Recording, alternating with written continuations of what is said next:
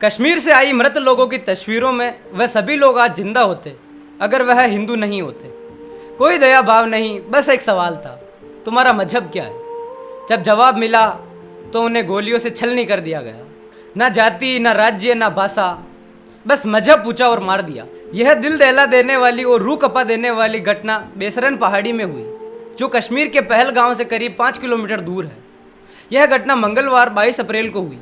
एक लोकप्रिय सौंदर्य स्थल पर देश भर से घूमने आए पर्यटनों पर हमला कर दिया गया। अलग अलग तरीके से लोगों को मजहब पूछा, किसी से उसका नाम पूछा तो किसी से उसका धर्म। कोई बोल रहा था तो उसे आयतें पढ़वाई गई, और अगर कोई चुप था तो उसकी पेंट उतारकर मजहब की जांच की गई। जब उन्हें कन्फर्म हो गया कि यह मुसलमान नहीं है तो उन्हें गोलियों से छलनी कर दिया गया। करीब 26 बेगुनाह मासूम और उन लोगों को मौत के घाट उतार दिया जो कश्मीर में छुट्टियां मनाने, फूलों की वादियां घूमने या कश्मीर की सुंदरता देखने आए थे। उन्हें क्या ही पता कि वही सुंदरता उन्हें ले डूबेगी, उनकी मौत का कारण बन जाएगी। आज के आंकड़े के अनुसार करीब 26 लोगों की मौत हो गई है। कुछ लोग गंभीर रूप से घायल हैं, तो कई लोगों की अभी तक कोई जानकारी नहीं है। मरने वालों में महाराष्ट्र, गुजरात, उड़ीसा, कर्नाटक, उत्तर प्रदेश सभी स्टेट के नागरिक हैं।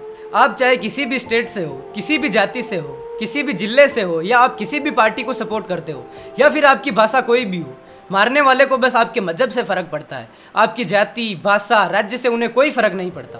कश्मीर से जो वीडियोस और फोटोज आ रहे हैं उन्हें देखकर हर भारतीय का कलेजा फटा जा रहा है। उन तस्वीरों में एक शख्स मरा हुआ मैदान में पड़ा हुआ है और उसकी पत्नी उसके पास में बैठी बैठी रो रही है। कर्नाटक की रहने वाली एक महिला मंजूनाथ का वीडियो सामने आया है, जिसमें वह अपने पति के साथ शिकारे में डल लेक पर कश्मीर की तारीफें करते नजर आ रही है। मैं मंजूनाथ, शिमोगा, कर्नाटक से। हम इंडियन ट्रैवल स्टोर्स में बुक करके कश्मीर प्रवास में आए हैं। अब हमारा कश्मीर ट्रिप का दूसरा दिन है। यह उनका आखिरी वीडियो था। इसके कुछ समय बाद उन पर आतंकी हमला हो गया। जब मीडिया रिपोर्ट में उसके बयान लिए गए तो उसने बताया कि आतंकियों ने उसके सामने उसके पति को उसका नाम पूछकर मार दिया। जिहादियों के द्वारा उसके पति को मारने के बाद उस महिला ने कहा, मुझे भी जिंदा मत छोड़ो, इनके बाद मेरा कौन है। जिस बंदे ने मेरे पति को मारा वो वही जा रहा था। मैंने उससे बोला मुझे भी मारो, तूने मेरे पति को मारा। मेरे तमिल में भी बोला तो उसने हमें नहीं मारा। क्या बोला? मोदी को बोलो। इसने क्या बोला? इसने बोला नहीं, मोदी को बोलो।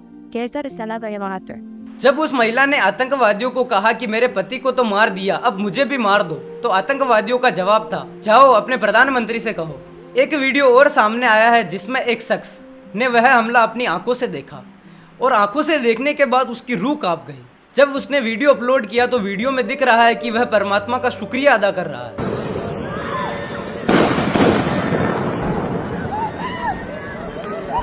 यहाँ पर अटैक हुआ आतंकवादियों का,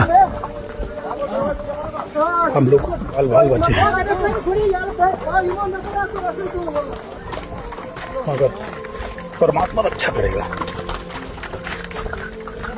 बुजुर्गों का आशीर्वाद, भगवान की कृपा से जरूर बचेंगे हम। जो लोग वहां अपने बच्चों के साथ घोड़ों पर वैली के नज़ारे की सैर कर रहे थे, उन्हें खत्म कर दिया गया। आखिर इन सब में किसको कोसे? सरकार को, कि सरकार उन्हें सिक्योरिटी नहीं दे पाई, या फिर उन जिहादियों, आतंकवादियों को कि उन्होंने उन मासूमों की जान ली। हर बार आतंकवादी बेगुनाहों को मारते हैं तो आतंकवाद का कोई धर्म नहीं होता, लेकिन जब गोली ये पूछकर चलाई गई हो कि तुम हिंदू हो या मुसलमान, तो आतंकवाद का धर्म होता है, और इस आतंकवाद को हम इस्लामिक टेररिज्म कहते हैं। मैं ये नहीं कह रहा कि हर मुसलमान आतंकवादी होता है, लेकिन हर आतंकवादी मुसलमान होता है। कश्मीरी पंडितों पर बनी फिल्म द कश्मीर फाइल को नाम देके खारिज कर दिया गया। बस कुछ तारीखों की हेरफेर के कारण पूरी फिल्म को मानने से इनकार कर दिया गया, और ये पहली बार नहीं है। साल 1989 में पंडित टीकालाल टपलू की हत्या कर दी गई। 1990 में रालिफ, गालिफ और चालिफ का नारा, और सैकड़ों हिंदुओं को मारा गया। लाखों हजारों हिंदू अपना घर बार छोड़कर भाग गए। सन 2000 में इसी पहलगांव में श्रद्धालुओं के जत्थे पर हमला करके करीब 30 लोगों की जान ले ली गई। उसके अगले साल 2003 में करीब 24 पंडितों की हत्या की गई। जेके एलएफ के बेटे कराटे ने 20 से 40 हिंदुओं को पर गर्व किया। 2017 में अमरनाथ यात्रा में अनंत घाट में करीब 8 श्रद्धालु मारे गए। और यह घटना तो हम सभी जानते हैं, 2019 में करीब हमारे देश के 46 जवान पुलवामा बम विस्फोट में मारे गए। आखिरी बड़ा हमला जून 2024 में हुआ, जब तीर्थ यात्रियों को ले जा रही एक बस पर आतंकवादियों ने गोलीबारी की। और करीब 9 लोगों की जान गई और 33 लोग घायल हुए। ये बस कुछ गिनी चुनी घटनाएं हैं। कभी पानी पूरी बेचने वाला वीरेंद्र पासवान, तो कभी प्रिंसिपल सत्येंद्र कौर, तो कभी बैंक मैनेजर विजय कुमार को मौत के घाट उतारा गया। आप कोई भी हो, इन जिहादियों को उससे कोई फर्क नहीं पड़ता। अगर आप नॉन मुस्लिम है तो आप मरने के हकदार हैं। कहीं ना कहीं ये बात भी सच है, भारत दुनिया में इकलौता ऐसा देश है जहां पर उसकी मेजोरिटी पॉपुलेशन को उसी के राज्यों में सिर्फ धर्म के आधार पर मार दिया जाता है। आप इमेजिन कीजिए, पाकिस्तान या बांग्लादेश में किसी मुस्लिम को इसलिए दिया जाए कि वह मुस्लिम है, या फिर अमेरिका या ब्रिटेन में किसी क्रिश्चियन को इसलिए मार दिया जाए कि वह क्रिश्चियन है। नहीं, ऐसा किसी और देश में नहीं होगा। लेकिन अफसोस, पूरी दुनिया में भारत ही ऐसा देश है जहाँ की हिंदू मेजोरिटी को उसी के देश में धर्म के आधार पर मार दिया जाता है। और फिर नैरेटिव क्या बनाया जाता है कि हिंदू तो अप्रेशर है, ये अपने ही देश में माइनॉरिटी को दबा रहा है। साल 1989 से कश्मीर हिंदुओं का खून पी रहा है, हिंदुओं की जानें ले रहा है। ऐसे में ऐसा कहना भी उचित होगा कि कश्मीर हिंदुओं का कब्रिस्तान बन गया है। वहाँ के आतंकवादियों का हिंदुओं को मारना एक शौक बन गया है। प्रधानमंत्री, गृह मंत्री से मेरा सवाल यह है कि आतंकवादियों के हौसले कैसे इतने मजबूत हो गए हैं? क्यों उन्हें ऐसी घटना करने से पहले सोचना नहीं पड़ता? और ये सवाल मेरा नहीं, 109 करोड़ हिंदुओं का है जो भारत में रह रहे हैं। मेरा सरकार से अनुरोध है कि ईंट का जवाब पत्थर से दिया जाए, ताकि भविष्य में ऐसी घटना को अंजाम देने से पहले वह 1000 बार सोचे। हम बचपन से सुनते आए हैं कि हिंदू, मुस्लिम, सिख, ईसाई भाई भाई। हम एकता और अखंडता की बात संविधान में भी करते हैं। कहाँ गई हमारी एकता? कहाँ गई हमारी अखंडता? क्या यही हमारी एकता है कि धर्म पूछकर गोलियों से छलनी करना? क्या यही शांति है कश्मीर की? हमें बयान नहीं, बदला चाहिए। बस करो, अब निर्णायक लड़ाई लड़ो। हर हिंदुस्तानी की तरह मेरे भी मन में बहुत गुस्सा है। मुझे समझ नहीं आ रहा है मैं क्या कहूँ क्या नहीं।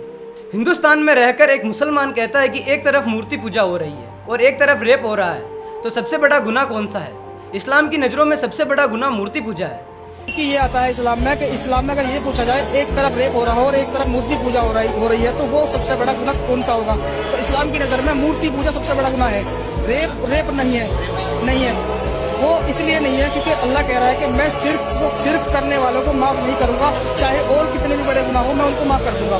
यह वीडियो क्लिप इंटरनेट पर काफी ज्यादा वायरल हो रही है। मेरा हिंदुस्तान के सभी मुसलमान भाइयों से एक सवाल है, क्या इस्लाम यही सिखाता है? हमने तो इस्लाम को इस नज़रों में कभी नहीं देखा।